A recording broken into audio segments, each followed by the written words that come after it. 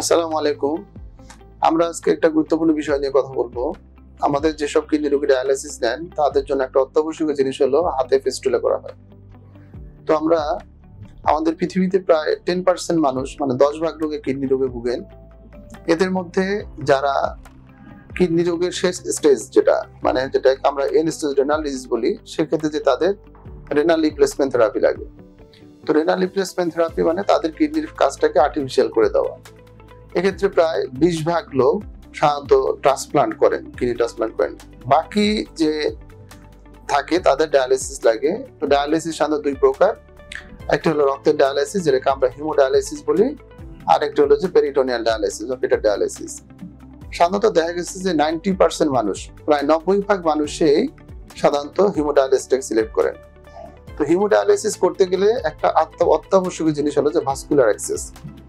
Vascular access মানে হলো যে আমরা পেশেন্টকে যে ডায়ালাইসিস করবো এর জন্য তার শরীর থেকে রক্তটা বের করে নিয়ে পরিষ্কার করে সেটাকে আবার শরীরের ভিতরে ঢুকে দেওয়া। তো এক্ষেত্রে ভাস্কুলার অ্যাক্সেস গুলোকে আমরা সাধারণত কয়েকটা ভাগে ভাগ করি আর কি। সেগুলোর মধ্যে যে একটা হলো যে কারো টেম্পোরারি লাগে, মানে একজন লোকের কিডনি হঠাৎ করে খারাপ হয়ে গিয়েছে, তার এখন ডায়ালাইসিস দিতে হবে আমার, সেক্ষেত্রে আমরা এটাকে বলি টেম্পোরারি ভাস্কুলার অ্যাক্সেস। বা আমরা এক্ষেত্রে আমরা যেটা করি যে সাধারণত ক্যাথেটার করি। সাধারণত আমরা জগুলার ভেইন আমাদের গলার মধ্যে অথবা আমরা পায়ে একটা ফিমোরালে ক্যাথেটার করে দিয়ে টেম্পোরারি ডায়ালিসিস দেয়। কিন্তু এটা দিয়ে 2 সপ্তাহের বেশি দেওয়াটা ঠিক না। এক্ষেত্রে রোগীদের পার্মানেন্ট একটি নালী দরকার বা একটা পথ দরকার, যেটাকে আমরা বলি ভাস্কুলার অ্যাক্সেস, যার মাধ্যমে সে ডায়ালিসিস করতে পারবে। তো সেই পার্মানেন্ট যে রাস্তাটা লাগবে সেটা তৈরি করার জন্য আমরা সাধারণত কয়েকটা জিনিস পন্থা অবলম্বন করি। এর মধ্যে একটা হলো আর্টারি ভেনাস ফিস্টুলা, যেটা আমি আগে বলেছি আমরা হাতের মধ্যে, বিশেষ করে হাতের কবজি বা হাতের যে আমাদের এলবো জয়েন্ট এখানে আমরা তাদেরকে ফিস্টুলা করে দিই। অথবা আরেকটি করা হয় গ্রাফট, যেটা আমাদের দেশে বাংলাদেশে সাধারণত খুব কমই হয় গ্রাফট।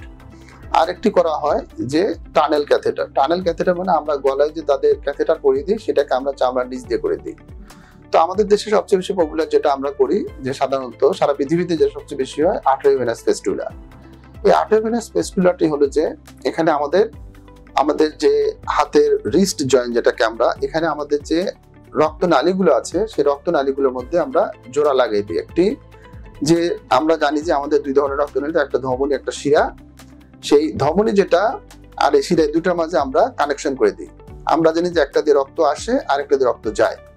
তো আমাদের এখানে আমরা আর্টারি বলি, যে আর্টারির সাথে আমরা ভেইনের একটা কানেকশন করে দিই। এক্ষেত্রে আমরা একটা আর্টারিকে কেটে আর্টারি না, আমরা ভেইনটাকে এবং আর্টারিটাকে দুইটা পাশাপাশি একটা জোড়া লাগিয়ে দিয়ে মাঝখানে একটা রাস্তা করে দিই। এর ফলে হয় কি, তার আর্টারি থেকে ব্লাডটা ভেইনে চলে যায়। অথবা কি করা হয়, ভেইনটাকে কেটে নিয়ে এসে আর্টারির সাথে লাগিয়ে দেওয়া হয়। এর ফলে কি আর্টারি থেকে ব্লাডটা ভেইন দিয়ে যায় এবং এটা তার একটা রাস্তা তৈরি করা হয়। এবং দেখা যায় যে এই রাস্তাটা ধীরে ধীরে শক্ত হয়ে যায় এবং ফুলে যায়, এবং আমরা সেইটাকে আমরা বলি ফিস্টুলা, এবং এটা দিয়ে আমরা পেশেন্টের ডায়ালাইসিস শুরু করি। এবং এটা হইতে সাধারণত দেখা যায় যে একটা রোগীর ফিস্টুলা করে যে আমরা সাথে সাথে ডায়ালাইসিস দিতে পারবো তা না। এক্ষেত্রে আমাদের কমপক্ষে 1.5 মাস সময় লাগে। 1.5 মাস সময়ের মধ্যে তার এই ফিস্টুলাটা ম্যাচিউর হয়ে যায়, মানে উপযুক্ত হয়ে যায় ডায়ালিসিসের জন্য। তারপর আমরা এই ফিস্টুলা দিয়ে ডায়ালিসিস শুরু করি। ধন্যবাদ।